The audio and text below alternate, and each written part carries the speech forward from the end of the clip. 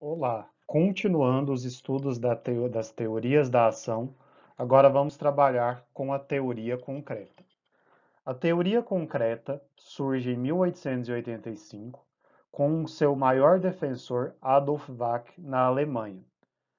A teoria concreta tem como maior importância a fundamentação da separação entre o direito de ação e o direito material, que já havia nascido através da polêmica entre Windscheid e Milter, mas a teoria concreta é aquela que, sob forma de teoria, fundamenta e coloca como ponto final a discussão sobre a dependência do direito de ação e o direito material, reconhecendo que a autonomia entre os dois institutos é algo essencial para o estudo da ação moderna.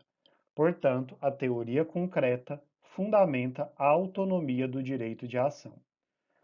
O direito de ação é compreendido por essa teoria como algo que se restringe a quem tem razão, ou, em outras palavras, a teoria estabelece que só vai existir o direito de ação quem possuir uma decisão ou uma sentença favorável, porque a teoria trabalha com a ideia de que o direito de ação existe a partir do momento em que existe uma proteção ao direito subjetivo.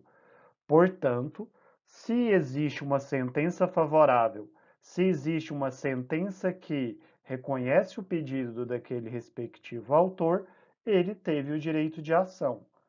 Essa teoria se mostra ultrapassada, sobretudo porque na modernidade você pode possuir o direito de ação, você tem o direito de ação, independentemente se no final você possuir ou não uma sentença que atenda à sua pretensão deduzida. Ou, em outras palavras, hoje, independente de você ter uma sentença favorável, o direito de ação já nasceu. O direito de ação já foi realizado a partir do momento em que você provoca, que você procura a prestação jurisdicional pelo Estado. Por que a teoria se chama concreta? Porque para essa teoria o direito de ação só existe através da proteção concreta do seu direito subjetivo. E essa proteção concreta do seu direito subjetivo só se faz presente a partir do momento em que você tem uma sentença favorável. Nos casos concretos, é que eu vou poder verificar se uma sentença foi favorável a mim ou não. Se a sentença não foi favorável, nessa situação, para a teoria concreta, eu não reconheceria o direito de ação. Então, essa teoria efetivamente condiciona o exercício do direito de ação a uma sentença que lhe é favorável. Essa teoria, ela não consegue explicar todas as situações, como por exemplo, nas ações em que eu não estou buscando uma sentença favorável, mas eu estou buscando apenas uma questão de jurisdição voluntária, que trabalhamos nas aulas anteriores, quando falamos sobre a diferença entre contenciosidade e jurisdição voluntária.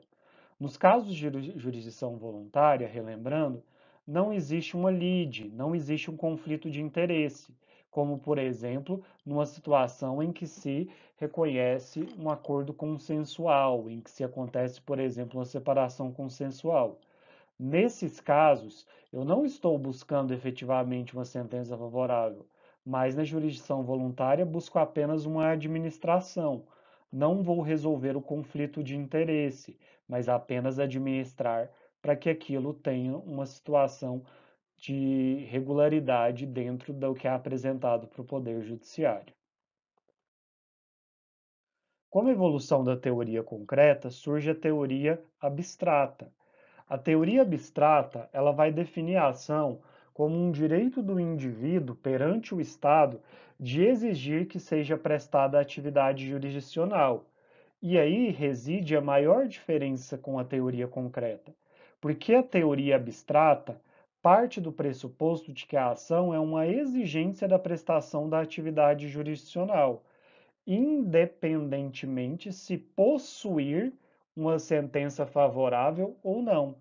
Isso porque o direito de ação, que é aquele direito que você busca para que a jurisdição seja prestada, ele é realizado mesmo que o autor não seja detentor do direito material discutido, ou em outras palavras, mesmo que ele não tenha uma sentença que lhe é favorável. Nesses casos, ao procurar a prestação jurisdicional, ao procurar a jurisdição, o exercício da jurisdição, o autor vai usar o seu direito de ação, que já é realizado, mesmo que ele não tenha uma procedência do pedido. Então, o direito de ação, ele é independente da existência efetiva do direito material invocado. Ou, em outras palavras, não deixa de haver ação quando uma sentença nega a pretensão do autor, diferente da teoria concreta, que na teoria concreta eu só possuiria direito de ação se eu tivesse uma decisão favorável. E aí, a teoria abstrata estabelece que a demanda juizada, ela pode ser até mesmo temerária, pode ser até mesmo uma situação em que o autor ele não tem certeza efetiva do seu direito material. E nesse caso, o autor ele está procurando apenas a prestação jurisdicional do Estado. Ele não está vinculado, condicionado a uma decisão favorável lá no final pela teoria abstrata. E essa teoria é uma teoria que fundamenta o item abstração dentro do conceito de ação, porque pelas teorias modernas, a ação não é considerado como algo concreto, mas sim como algo abstrato. E ela é fundamental a partir de um direito constitucional, em que se reconhece que todo cidadão tem o direito de procurar o Estado para que o Estado preste a sua atividade jurisdicional. E essa teoria é uma teoria muito moderna que contrapõe-se fundamentalmente à teoria concreta. E a teoria abstrata se torna uma questão de grande adaptação dentro da modernidade. Então, resumindo aqui os dois pontos de discussão entre as duas teorias.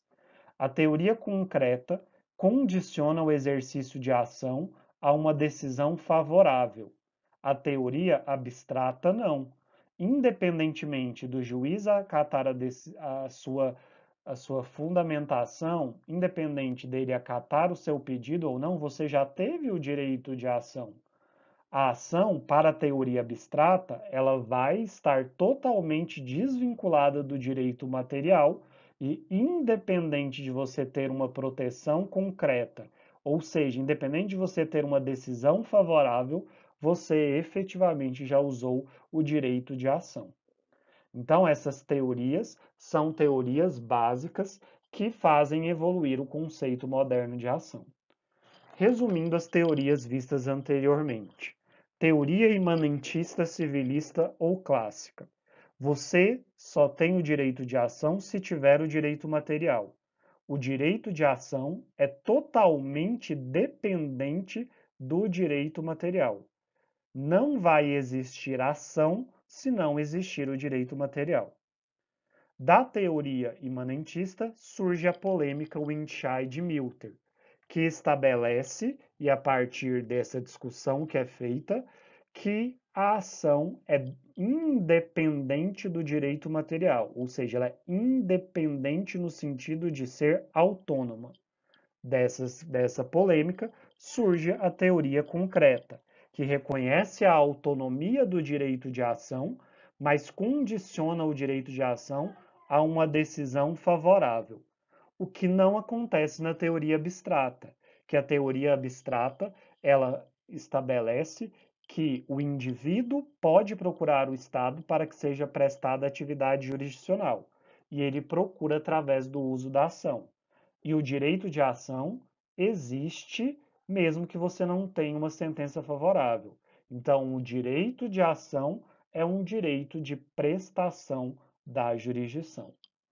Feita essas questões sobre essas teorias, no nosso próximo ponto nós falaremos sobre as condições da ação e a teoria eclética, que é a teoria que faz com que efetivamente essa teoria, esse direito de ação na modernidade seja considerado algo que você pode realizar, mas você vai precisar cumprir algumas das condições da ação.